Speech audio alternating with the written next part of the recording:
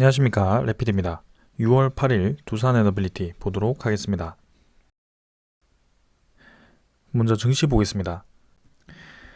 코스피 0.18% 하락했고요. 코스닥은 0.52% 하락하면서 오늘은 양증시가 하락을 했습니다.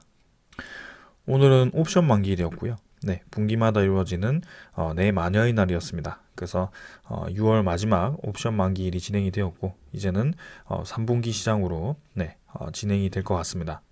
코스피는 2610으로 2600선은 유지를 했는데요. 옵션 만기에 맞춰서 외국인 투자자는 3800억 정도를 매도를 했고 기관 투자자는 3100억을 또 추가로 매수를 했습니다. 코스닥은 또 이제 2200억 정도를 이탈을 했고요. 기관 투자자는 220억 정도를 매도를 했습니다.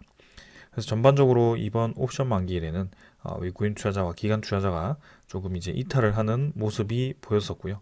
코스피에서는 이제 기관 투자자가 매수는 했습니다. 지금 계속해서 이제 2600선 근처를 유지를 하고 있는 상황인데요. 21선과 61선과 갭을 좀 벌리고 있는 상황이기 때문에 추가적인 상승을 위해서 좀 더 횡보를 할지 아니면 조금 조정을 받으면서 떨어뜨렸다 갈지는 좀 더 보아야 될 것 같습니다. 그래서 옵션 만기까지 그 전까지 이제 바짝 상승을 시켰기 때문에 옵션 만기가 끝나는 내일 시장부터 이제 코스피가 또 어떤 방향으로 진행되는지 한번 살펴봐야 될 것 같고요. 그다음에 글로벌의 그 우크라이나 러시아 전쟁이 지금 이제 격화되고 있는 상황에서 그런 이슈들이 또 어떻게 진행이 되는지 한번 살펴봐야 될 것 같습니다. 그리고 이제는 금리 인상에 대해서도 미국이 이제 추가적인 금리 인상을 진행을 할지 만약에 금리 인상을 진행을 하더라도 결국에는 0.25%를 추가로 올리고 그 이상 올리기가 쉽지 않기 때문에 일단은 금리에 대한 인하 그 다음에 동결에 대해서 조금 더 집중을 할 필요가 있을 것 같습니다. 그래서 동결을 하든지 인하를 하게 되었을 경우에는 오히려 증시에는 좋은 방향으로 진행이 될 가능성이 크기 때문에 한번 그 소식은 천천히 보도록 하겠습니다. 월봉은 반등을 하면서 진행을 하고 있고요. 6월은 좋게 시작을 하고 있습니다. 투자 수급은 이제 기관 투자자가 3천억 정도 매수를 했고요. 4일 정도 연속으로 매수를 하면서 지금 1조 2천억 정도를 단기간에 매수를 했습니다. 그래서 그 이상 이제 매수를 이어갈지 옵션 만기까지 바짝 매수를 해준 모습인데요. 내일부터 이제 매도로 전환할지는 내일장 한번 보면 될 것 같습니다. 외국인 투자자는 옵션 만기에 맞춰서 조금 이탈을 한 모습이고요. 최근에는 꾸준히 매수를 해주는 모습이었는데 한 3일 정도 이렇게 매도를 한 적이 5월 달부터는 거의 없었습니다. 근데 오늘 이렇게 진행이 되었고 이제 옵션 만기에 대한 매도가 끝나고 외국인 투자자가 본격적으로 매도를 또 진행을 하는지 그런 것들도 살펴보겠습니다. 코스닥은 옵션 만기에는 추가적인 상승을 하지 못했습니다. 어제 이제 에코프로라든지 에코프로 BM의 그런 급등으로 인해서 좀 이제 지수가 올라가는 모습이었는데요. 오늘 같은 경우는 급등을 하지 않고 조금 조정을 받으면서 진행이 되었습니다. 그래서 추가적인 이제 상승이 가파르게 또 진행이 될 수도 있고 아니면 조금 더 횡보를 할 수도 있는데요. 지금은 코스닥은 좀 가파르게 올라왔다는 거에 대해서 조금 더 보수적으로 접근할 필요도 있을 것 같습니다. 그래서 추가적인 상승을 예상하기보다는 조금 더 이 800포인트를 자리를 잡으면서 진행을 할 가능성도 있기 때문에 천천히 지켜보시면 되겠습니다. 그 다음은 외국인 투자자가 2200억 매도를 했고 기관 투자자가 220억을 매도를 했고요. 양매도가 진행이 되었습니다.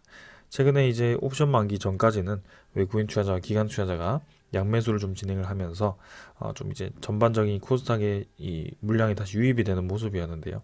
이번에는 이탈을 좀 하면서 또 이 시점으로 해서 다시 이탈을 시작하는지도 살펴볼 필요가 있겠습니다. 자, 그 다음에 이제 환율을 볼 건데요. 환율은 1304원으로 진행이 되었습니다.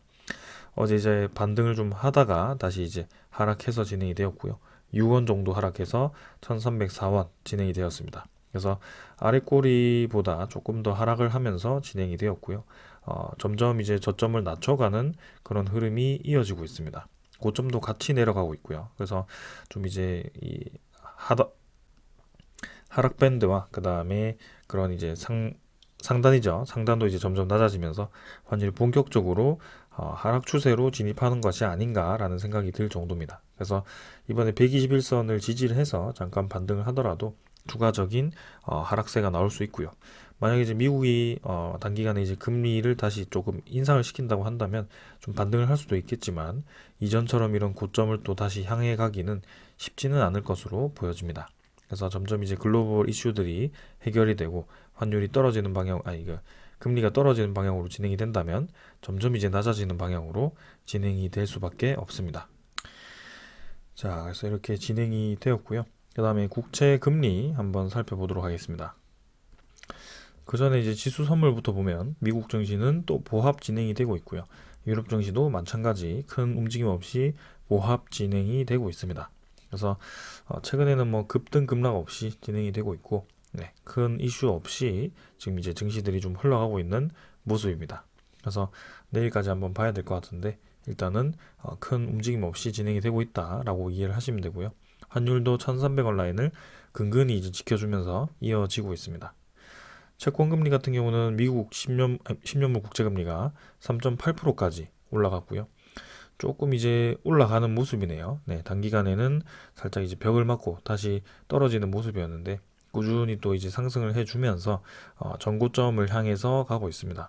아무래도 미국의 부채 한도 협상이 진행되면서 국채가 발행이 될 것이고 거기에 대해서 국채 가격이 떨어지고 그 국채에 대한 수익률을 올리면서 이런 국채에 대한 수요를 높일 수밖에 없습니다. 그래서 국채 금리는 단기간에는 이제 계속 올라가는 방향으로 지금 진행이 되고 있는데요. 결국에는 이제 이 고점 수준에서 어느 정도 유지를 하면서 진행이 될 겁니다. 이제는 2024년에는 부채 한도 협상을 다시 해야 되는 상황이고요. 부채 한도를 크게 늘리지 못하도록 이제 협의를 했기 때문에 이제는 이번에 국채 발행을 강하게 하는 것은 이번이 마지막이 아닐까라는 생각을 해봅니다. 자, 그래서 미국 이 외환, 그 다음에 채권 시장 계속해서 주시를 해보도록 하겠습니다. 자, 오늘 이 정도로 증시 살펴보았고 종목으로 넘어가도록 하겠습니다. 두산 에너빌리티 보겠습니다. 두산 에너빌리티 510원 상승해서 2.93% 상승했고요. 17,910원으로 마무리되었습니다. 자, 오늘은 장 시작부터 강하게 이제 상승을 했고요. 장 초반에 이제 거래량을 쏟아부으며 한번 상승을 시키고 그 뒤부터는 큰 움직임 없이 진행이 되었습니다. 그래서 뭐 3분봉 정도로 5분봉 정도로 살펴보시면 장 초반에 거래가 집중된 것을 알 수가 있고요. 그때 이제 바짝 주가를 끌어올리고 마지막에 이제 다시 동시호가에 거래량을 실으면서 진행이 되었습니다.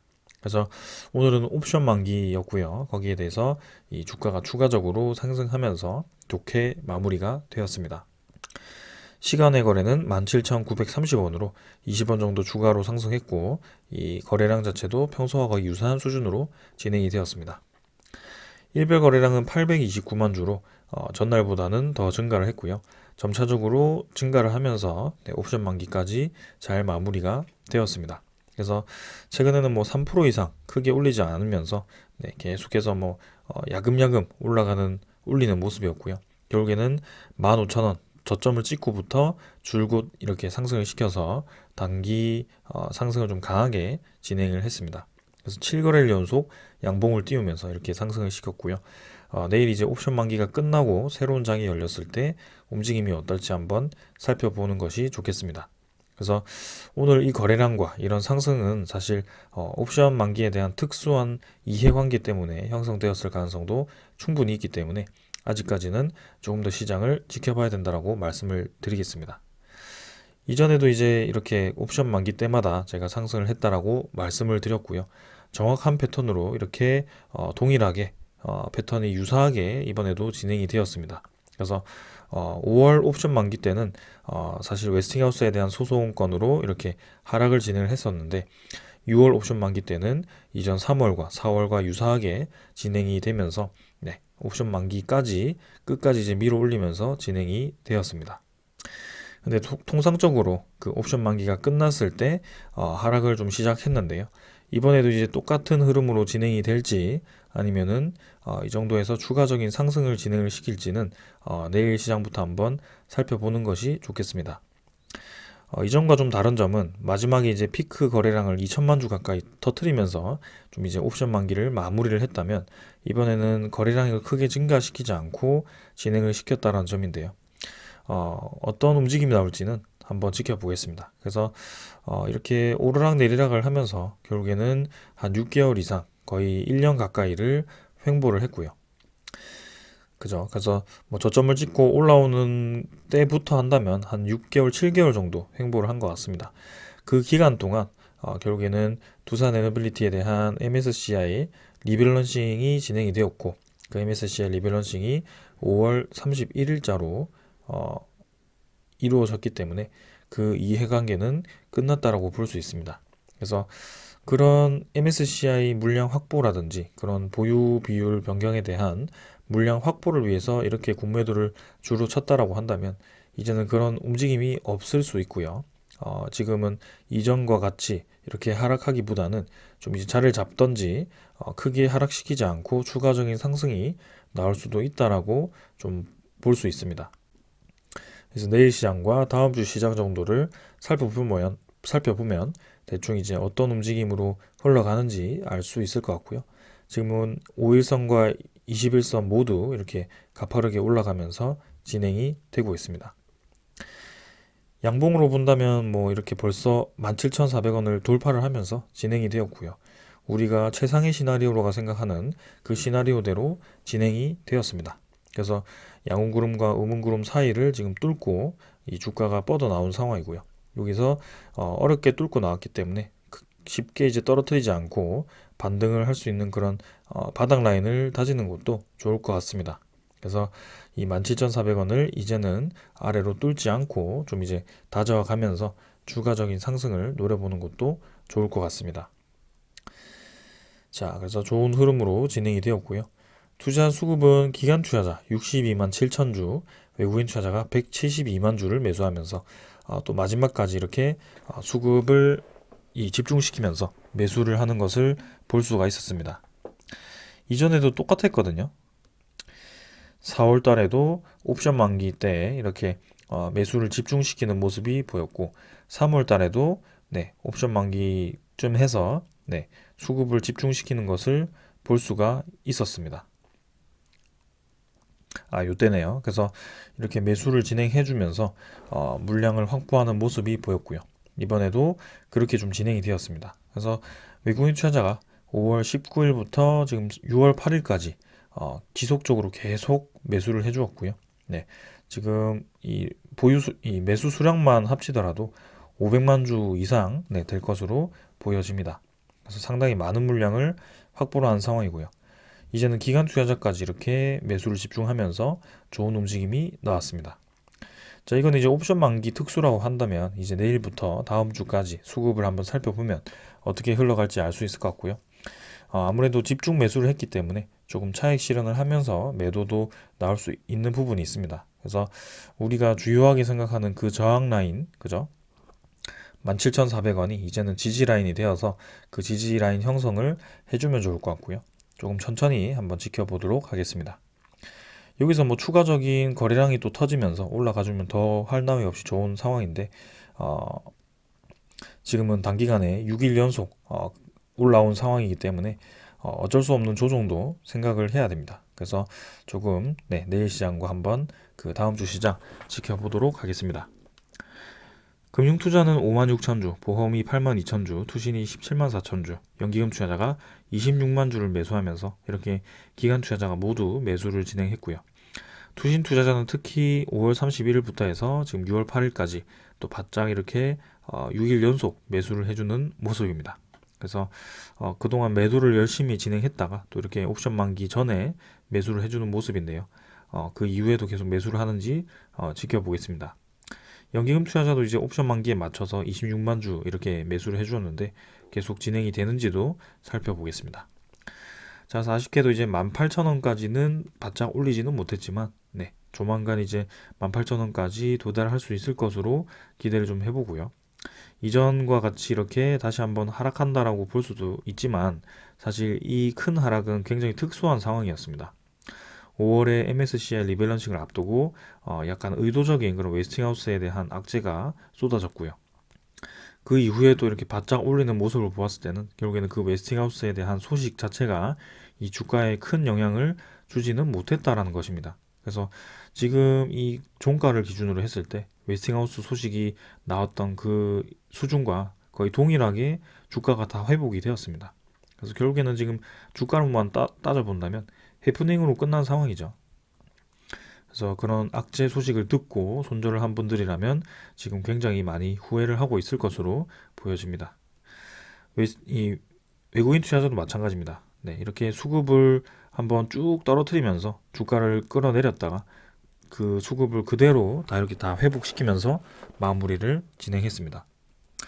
그렇기 때문에 두산 에너빌리티는 단기로 보기보다는 좀 장기로 접근을 하는 것이 맞는 거라고 말씀을 드렸고요. 지금도 6월 월봉이 또 이렇게 결국에는 양봉으로 진행되면서 올라가기 시작합니다. 자, 그래서 차트는 이 정도로 좀 확인을 했고요. 공매도 수급도 한번 살펴보겠습니다. 공매도 잔고는 1135만 주로 진행이 되었고요. 1260만 주에서 130만 주 가량이 이렇게 상환이 되었습니다. 그래서 외국인 투자자에 대한 매수가 공격적으로 진행이 되다 보니 이 공매도 잔고도 공격적으로 상환이 되는 모습이고요. 1330만 주까지 MSCI 리밸런싱 때 늘어났던 물량이 빠르게 또 이렇게 소진이 되면서 그 이전에 줄어들던 그 물량보다 더 하락을 했습니다. 그래서 6월 7일도 마찬가지 외국인 투자자가 대량 매수를 했기 때문에 이 잔고 수량이 많이 떨어졌을 것으로 추정이 되고요. 오늘도 마찬가지 170만 주가량 또 이렇게 매수를 했기 때문에 6월 8일자로 공매도 잔고를 확인해 보면 1000만 주 아래로 떨어져 있을 가능성이 상당히 높습니다. 그래서 이제 잔고를 떨어뜨리면서 주가를 또 이렇게 끌어올렸기 때문에 다시 공매도 잔고를 늘리는지도 한번 살펴볼 거고요. 그동안 공매도 세력의 주 세력이었던 JP모간, 신한증권 모간서울이 옵션 만기가 가까워질수록 매수를 계속 진행했고요. 결국에는 어제 모간서울과 신한증권, JP모간이 또 이렇게 매수 상위에 위치를 하면서 합쳐서 거의 80만 주 가까이를 또 이렇게 매수를 해준 모습입니다. 그래서 5월 31일에는 이 투자자들이 매도 물량을 쏟아내면서 공매도화 시켰던 물량을 다시 6월 1일부터 다시 회수를 하면서 이렇게 매수 상위에 위치를 하는 모습이고요. 지금도 오늘도 마찬가지 모간서울이 76만 주, JP모간이 41만 주 합쳐서 거의 107만 주 정도고요. 그 다음에 거래원 중에 신한증권도 상당히 많은 물량을 매수를 하는 것을 볼 수가 있었습니다. 그렇기 때문에 오늘 외국인 투자자에 대한 매수 물량 대부분이 또 이렇게 이 새 투자자에 또 나왔다라고 볼 수 있을 것 같고요. 그 MSCI와 관련된 보유 비중 증가죠. 두산 에너빌리티가 이 추종 지표가 올라갔기 때문에 보유 비율을 늘려야 되는 상황에서 그런 공매도 이 움직임이 있었다라고 보시면 될 것 같습니다. 그래서 이제 그 MSCI 리밸런싱, 그 다음에 그 6월 달에 옵션 만기 이런 이벤트들이 이제 지나갔기 때문에 내일부터 해서 이제 모간서울과 JP모간, 신한증권이 공매도를 다시 늘리면서 진행을 할지 아니면 계속 상환을 하면서 물량을 계속 확보해 나갈지 그런 것들을 좀 살펴보도록 하겠습니다. 그 다음은 이제 대차잔고고요. 대차잔고는 오늘도 상환이 진행되었습니다. 체결이 34만 주, 상환이 80만 주 진행되면서 50만 주 가량이 상환이 되었고요. 2,760만 주로 이 대차잔고가 감소를 했습니다. 그래서 3천만 주대에서 한 240만 주 정도가 추가로 이렇게 감소를 한 모습이고요. 대차잔고는 꾸준히 떨어지고 있는 상황입니다. 공매도 잔고도 마찬가지고요. 같이 지금 급격하게 떨어지는 모습이 보이고 있습니다. 실제로 오늘도 공매도 거래가 11만 주밖에 되지 않았고요. 전체 거래량으로 따지면 1.3% 밖에 되지 않았습니다. 그래서 공매도에 대한 그 거래가 이제는 많이 줄었고요. 지금은 공매도를 늘리기보다는 상환하는 방향으로 진행이 되고 있다는 것을 이해하시면 되겠습니다. 자, 그 다음은 외국인 추적 물량 172만 주에서 똑같이 진행이 되었고요. 오늘은 수량 자체가 거의 동일했죠.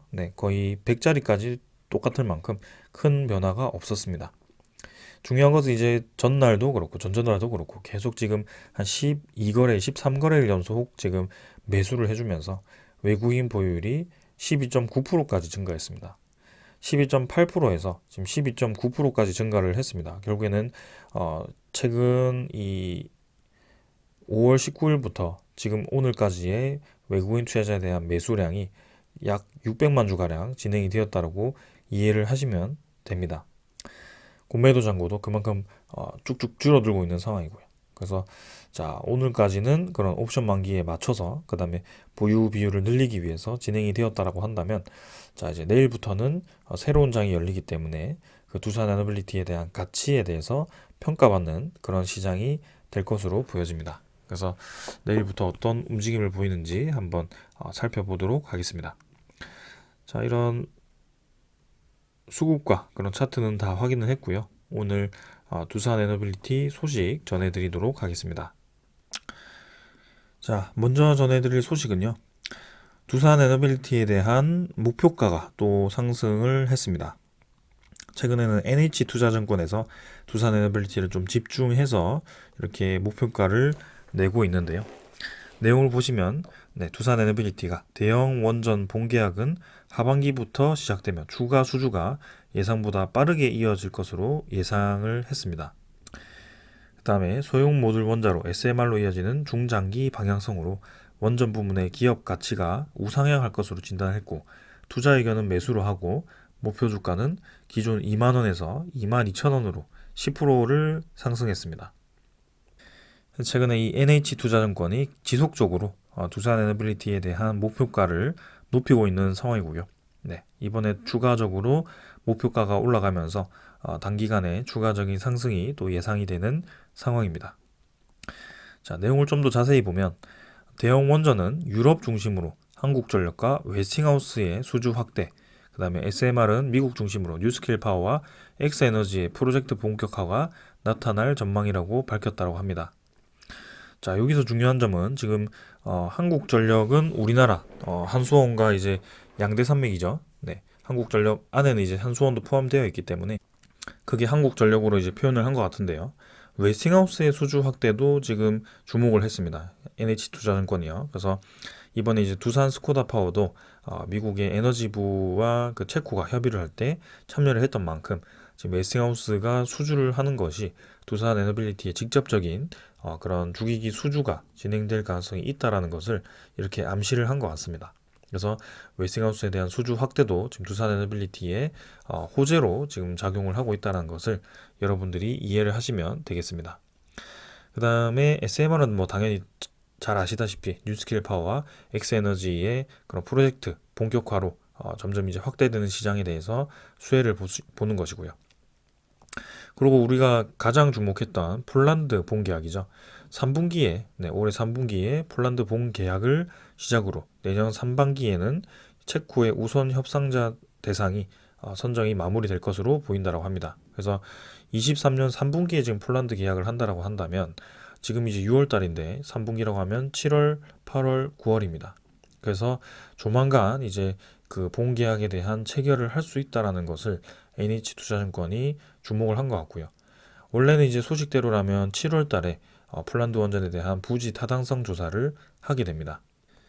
근데 이미 5월 달에 폴란드에서 우리나라를 또 방문을 해서 에너지부 차관이죠. 그 차관이 또 이제 우리나라와 언제든지 본계약을 체결할 수 있다라고 얘기를 했고요. 우리나라와 본계약 체결은 거의 100% 확신을 하고 있는 상황이기 때문에 지금은 올해 3분기가 허무맹랑한 소리는 아니다라는 것을 말씀드리고 싶습니다. 그래서 7월, 8월, 9월, 그죠? 7월에는 부지 타당성 조사를 하고 빠르면 이제 8월, 9월 정도에 이렇게 진행을 할 수 있다라는 것을 알고 계시면 될 것 같고요. 그러면 최근에 이제 우리나라와 소송을 했던 웨스팅하우스와는 어떻게 해결을 해야 되느냐? 그렇게 또 볼 수가 있는데요. 웨스팅하우스와 이제 우리나라가 그 소송에 대해서 합의를 진행하고 있다라고 얘기가 진행되고 그 뒤에 어떻게 합의가 진행되는지는 크게 얘기가 없습니다. 그리고 실제로 이제 올해 2월에 소송전을 중재를 하는 그런 법이 내용이 나왔었고요. 실제로 이제 그런 소송을 중지를 해놓은 상황이죠. 그래서 소송이 다시 시작되었다라는 소식도 없기 때문에 아직까지는 중지된 채로 합의하는 과정이 진행되고 있지 않을까라는 생각입니다. 이전에 이제 2천억이라는 그런 구체적인 숫자도 나왔을 만큼 웨스팅하우스에 대한 기술료라든지 아니면 뭐 그런 합의금 그런 것들을 줄 수도 있는 거고요. UAE 바라카 원전에 대한 그 케이스를 본다면 그때는 기술료를 실제로 이게 납품이 아니고 기술료를 주지 않고 그런 미국 쪽에 웨스팅하우스 쪽에 그런 증기 터빈이라든지 그런 부품들을 발주를 내면서 일부분을 또 이렇게 떼주는 그죠. 일감을 떼주는 형식으로 진행이 되었었다라고 합니다. 근데 그 당시에는 이 미국의 웨스팅하우스가 최대 주주가 그 도쿄 일렉트론이 아닌 도시바죠. 도시바 쪽이었기 때문에 그 도시바 쪽에 좀 이제 그런 일감을 주는 형태였는데요. 이번에는 웨스팅하우스의 최대 주주가 그런 브룩필드와 카메코죠. 캐나다의 그런 원전 에너지에 대한 관련 기업이기 때문에 그 기업들과 또 어떤 협의가 이루어질지는 또 살펴봐야 될 것 같습니다. 그래서 우리나라와 미국, 한미 원전 협력도 있고 캐나다와도 그런 협력 관계를 구축하고 있기 때문에 굳이 웨스팅하우스가 우리나라와 지금 끝까지 둘 중 하나는 죽어보자라는 식으로 치킨 게임을 하지는 않을 것 같습니다. 그런 의미에서 이렇게 NH투자증권도 이런 전망을 내놓은 것 같고요. 올해 3분기에 이런 본계약에 대한 기대감이 아직까지 유효하다라는 것을 이해하시면 되겠습니다. 그리고 내년에도 원전 수주가 가능성이 높다라는 것입니다. 지금 체코, 폴란드 이외에도 대선이 끝났죠. 이제 티르키에도 기존 정권이 유지되었기 때문에 원전 확대를 위한 그런 움직임이 계속 될 것으로 보여지고요. 영국도 마찬가지 지금 주목을 받고 있습니다. 그 다음에 핀란드, 그 다음에 후속 프로젝트 5에서 8호기를 준비 중인 UAE 등에서도 추가 수주가 기대되기 때문에 지금 SMR을 제외한 그런 대형 원전만으로도 상당히 이제 큰 일감이 기다리고 있다라고 이해를 하시면 되겠습니다. 특히 UAE는 지금 후속 프로젝트도 준비 중이고 SMR 관련해서도 한국, 미국, 일본과 함께 루마니아 쪽에 투자를 하기로 진행을 했고요. SMR 관련해서. 그다음에 우리나라 그 에너지 사업에 선제적으로 지금 무바달라가 투자를 할 예정이기 때문에 그 원전 특히 SMR을 직접 투자할 가능성이 크다라고 저는 생각을 하는데요. 그런 면에서 우리나라와 많은 연결고리가 있습니다. 그래서 추가 수주를 한다면 결국에는 우리나라가 상당히 유리할 것으로 보여지고요. 저런 대형 원전에 대한 프로젝트가 하나씩 터질 때마다 두산 에너빌리티는 주기기 관련해서 1400메가와트급으로 생각을 해본다면 한 기당 1조 5천억 정도를 수주를 할 수가 있습니다. 최소한 그렇기 때문에 아주 큰 금액입니다. 그리고 대형 원전 주기기이기 때문에 그런 단가도 다른 기자재보다 이익률이 좋을 수 있고요. 그런 면에서 이 수익성도 개선이 되기 때문에 중장기적으로 좋은 전망이 예상됩니다. 자, 그리고 이제 가격이 우리나라가 상당히 저렴하기 때문에 그리고 성능도 좋기 때문에 주목을 많이 받고 있는데요. 그 가격 경쟁이 지금 러시아만 가능하다라고 합니다. 근데 대부분의 현장에서 입찰 경쟁 자체를 이제 보기 어려울 정도로 지금은 러시아는 국제사회에서 지금 배제가 되고 있는 상황이고요.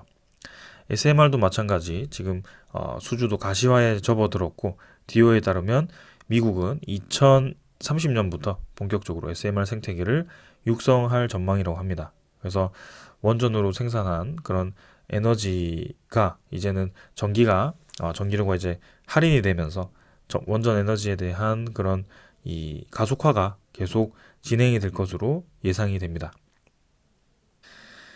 자, 그래서 올해 뉴스케일 파워와 그 다음에 내년에는 엑스에너지까지 수주가 더해지면서 이제는 SMR 파운드리도 이렇게 수주를 할 것으로 기대되고 이런 대형 원전과 SMR 부문의 기업 가치와 두산바켓 지분 가치가 올라가면서 목표가가 높아진 상황입니다. 자, 그래서 최근에 메이리츠 쪽에서도 목표가를 21,000원으로 이렇게 6월 달에 이렇게 발표를 했었고요. 계속해서 이제 원전 에너지, 신재생 에너지, 가스터빈 이쪽으로 주목을 하고 있습니다. 그래서 원래 1년 전만 하더라도 두산 에너빌리티가 목표가 없이 이렇게 리포트가 발행이 되었었는데, 최근에는 계속해서 이렇게 목표가가 있는 그런 리포트들이 나오기 시작했습니다. 그리고 심지어 목표가가 상향되고 있다는 점이 중요하고요. 지금 기업에 대한 분석을 모두가 이렇게 우상향하는 방향으로 분석을 하고 있습니다. 자, 그래서 우리도 하루 이틀이 아닌 쭉 이제 하반기, 내년, 상반기 계속해서 이제 기업이 좋아질 것으로 예상이 되기 때문에 천천히 지켜봐도 될 것 같고요. 네, 지금 목표 주가가 얼마다라고 딱 정하기보다는 이 기업이 계속 개선이 되는 한 주가는 계속 올라갈 수밖에 없습니다.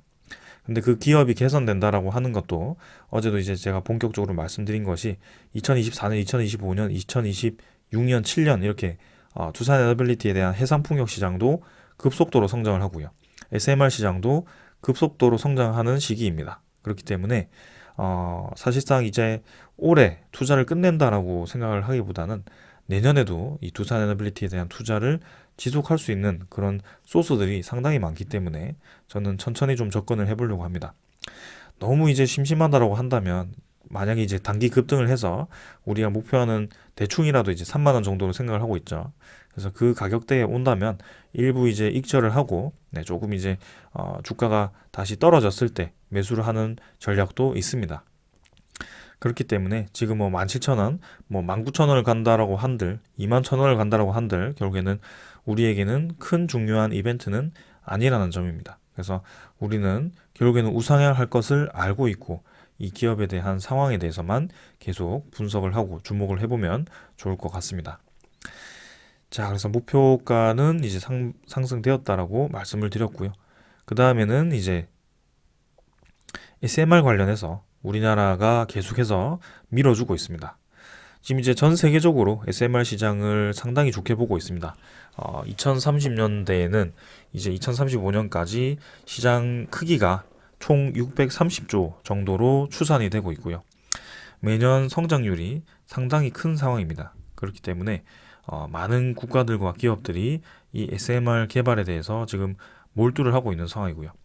시장이 초기이기 때문에 먼저 진입을 하고 자리를 잡는 것이 상당히 중요한 상황입니다. 그렇기 때문에 우리나라도 지금 이제 혁신형 SMR, 일찌감치 이제 설계 인증을 받았던 그 모델을 계속해서 이제 사업화를 하기 위해서 노력을 하고 있는데요.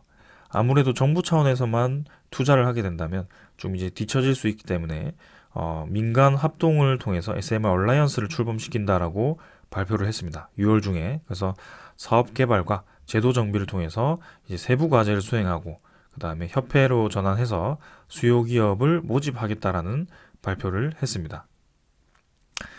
그래서 벌써 지금 검토되고 있는 모델들이 뉴스케일 파워 모델과 그 다음에 그런 SMR 160, 그 다음에 G 히타치의 BWRX 300 이런 모델들이 속속들이 나오고 있습니다. 특히 이 G 히타치 모델이 좀 많이 채택이 되고 있는 모습이고요. 홀텍 모델도 우크라이나 쪽에서 이 채택이 되고 있는 상황입니다. 뉴스케일 파워도 지금 여러 국가에서 채택을 검토하고 있고요. 이미 이제 미국 쪽에 아이다호주에 지금 납품을 위해서 준비를 하고 있습니다. 특히 뉴스케일 파워 모델은 우리나라 울진 쪽에 이제 국가산단에 도입을 위해서 준비를 하고 있는 모델 중에도 하나입니다. 그래서 이렇게 민간 기업들이 그죠? 두산 에너빌리티라든지 GS 에너지, 그 다음에 그런 뭐 현대건설, 삼성물산 이런 기업들이 일찌감치 이제 이 SMR에 대해서 미국과 협력을 하고 있는 상황인데요.